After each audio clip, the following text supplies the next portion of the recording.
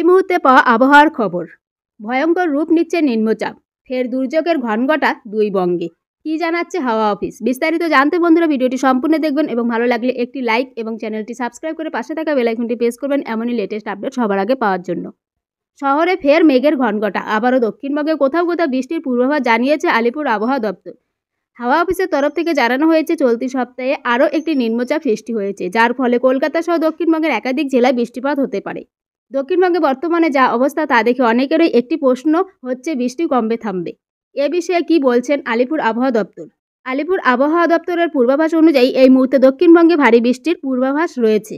এছাড়াও দক্ষিণবঙ্গের সব জেলাতে হালকা থেকে মাঝারি বৃষ্টিপাতের সম্ভাবনা রয়েছে। আপাতত ভারী বৃষ্টিপাতের সম্ভাবনা কোথাও নেই। এছাড়া মঙ্গলবার পূর্ব পশ্চিম মেদিনীপুর, দক্ষিণ চব্বিশ পরগনা, বাঁকুড়া, ঝাড়গ্রাম, পুরুলিয়াতে বজ্রবিদ্যুৎ সহ বৃষ্টি হবে।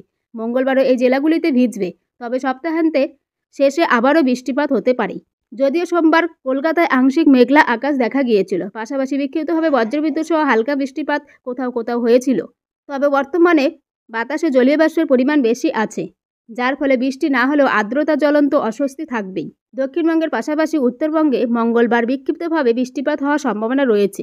মঙ্গলবার উত্তরবঙ্গে দার্জিলিং, জলপাইগুড়ি, কালিম্পং, আলিপুরদুয়ার, কোচবিহারে বৃষ্টিপাতের হলুদ সতর্কতা জারি রয়েছে। বৃষ্টির পাশাপাশি 30 থেকে 40 কিলোমিটার বেগে দমকা হাওয়া বইতে পারে।